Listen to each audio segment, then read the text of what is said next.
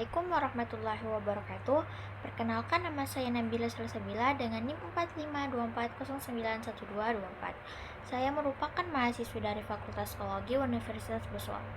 Video ini saya buat sebagai salah satu pemenuhan nilai dari UTS mata kuliah Psikologi Umum. Pada video kali ini saya mengangkat tema sensasi dan persepsi.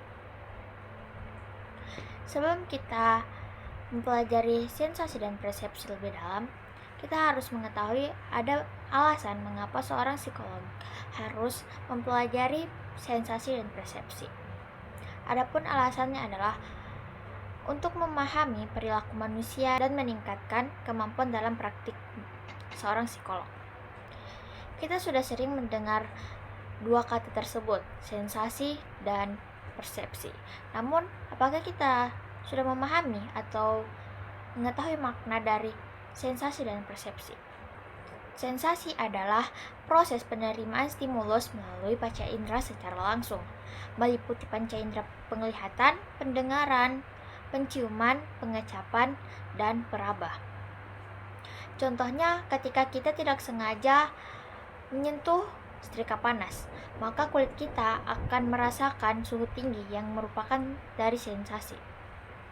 Sementara persepsi adalah proses penafsiran dan pengelompokan informasi yang kita telah terima dari sensasi, dan juga persepsi ini bersifat individual dikarenakan perasaan dan pengalaman yang kita miliki berbeda-beda.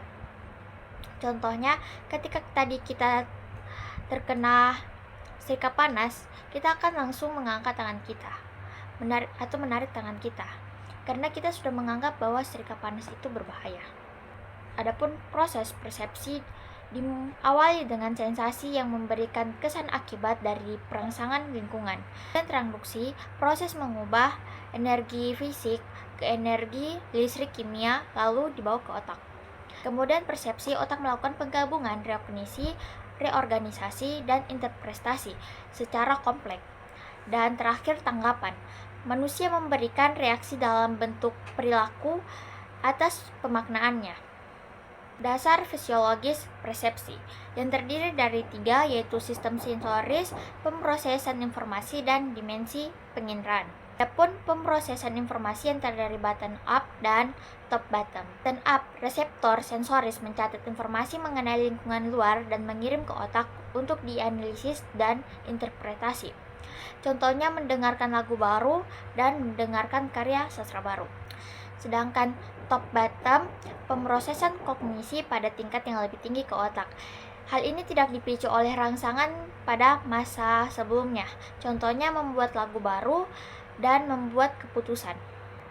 Kemudian ada persepsi visual. Persepsi visual ini terdiri dari 3 prinsip, yaitu wujud dan latar. Bisa kita lihat gambar berikut.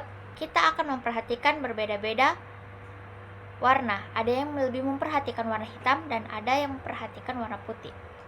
Berdasarkan gambar tadi, objek-objek kita amati di sekitar kita selalu muncul sebagai wujud dengan hal-hal yang lainnya sebagai latarnya.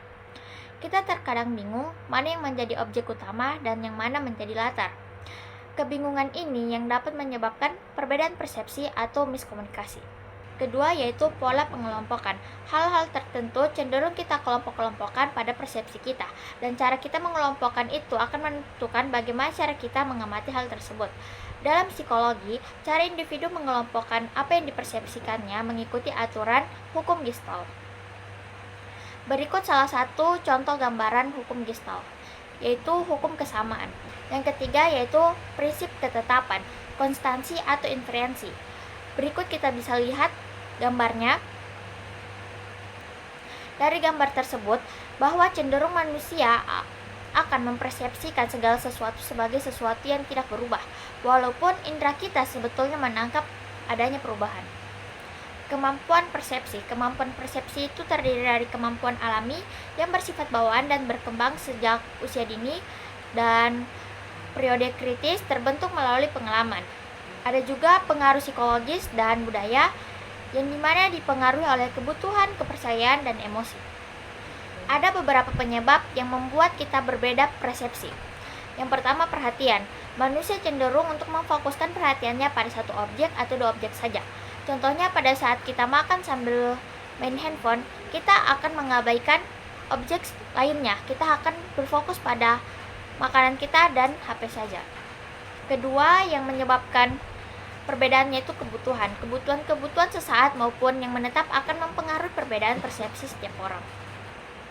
Contohnya itu ketika pasangan suami istri pergi ke mall, mereka akan pergi ke tempat yang mereka inginkan. Suaminya akan pergi ke tempat barang-barang elektronik dan olahraga, sementara istrinya akan pergi ke tempat make up dan pakaian. Ketika mereka pulang ke rumah, sang suami pulang dengan penyesalan atau perasaan mengeluh karena ia tidak mendapati barang-barang yang diinginkannya.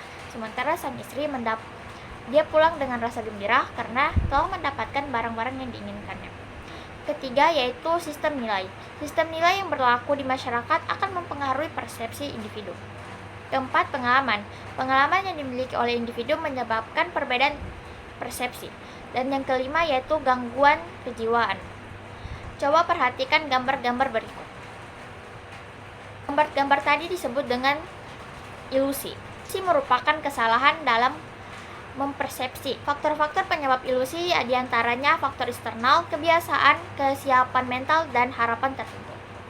Mungkin ini saja yang bisa saya sampaikan atau saya jelaskan pada video kali ini. Semoga bermanfaat dan mohon maaf apabila ada salah kata. Sampai jumpa di video selanjutnya. Wassalamualaikum warahmatullahi wabarakatuh.